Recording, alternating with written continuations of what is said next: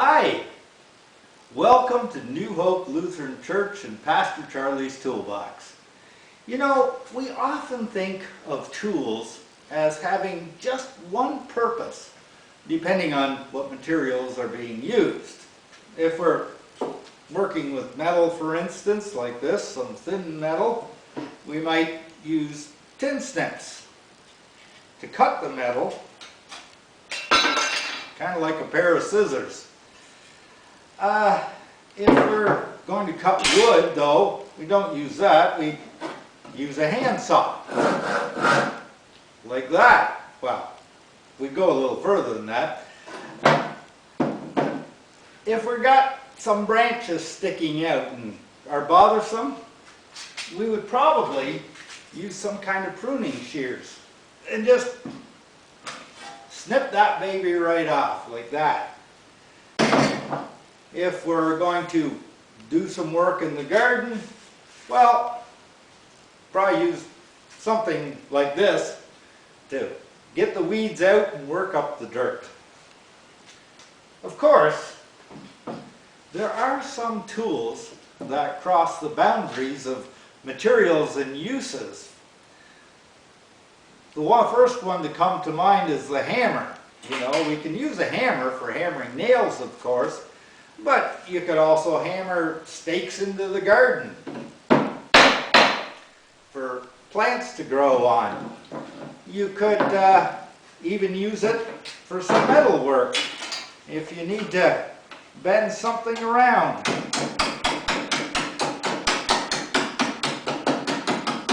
Give that a nice edge. Or another instance of this where something is used for more than one thing might be like a wrench.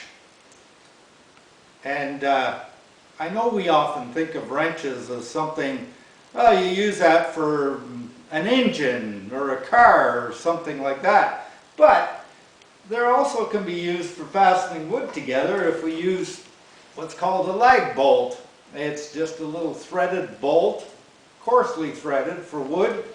And you just put it in the pilot hole and you can start turning that into the wood. Of course, if you want to do it a little faster, we can go back to my old friend here. You may have seen this one before.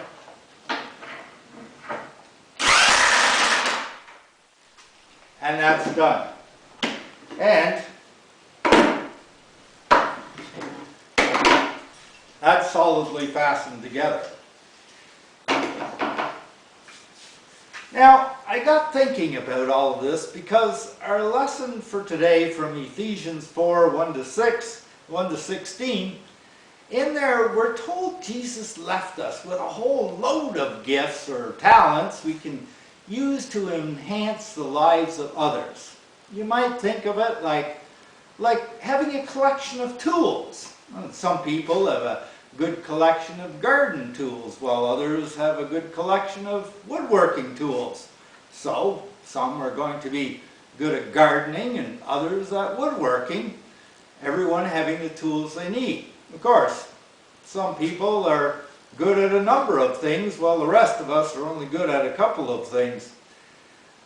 The lesson here is telling us that we have all been left with a toolbox with a variety of tools in it, tools that give us the opportunity to do things that are fulfilling in our lives.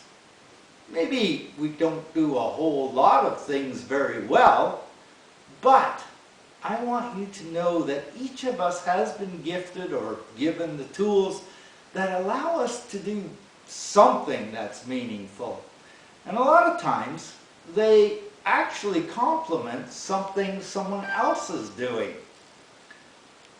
I'm not very gifted, for instance, at the whole post-video, post-production things, but there is someone rather talented who makes this particular video look good for you. And I encourage you to give this video a like if you notice that.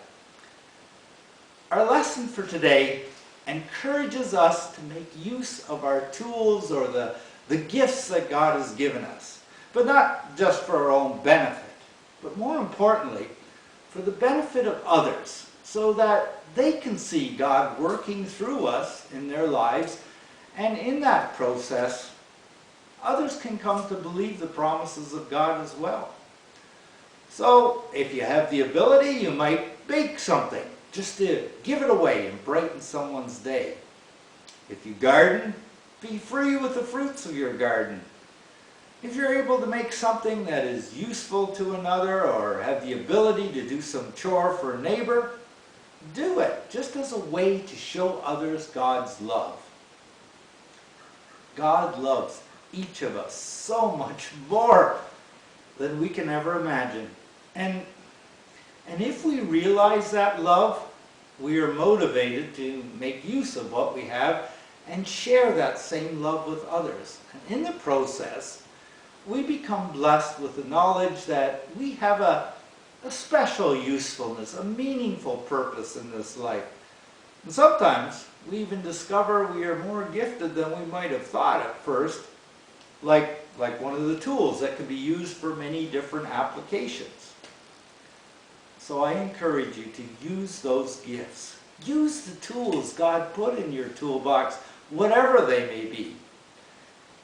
You may well be pleasantly surprised with the results.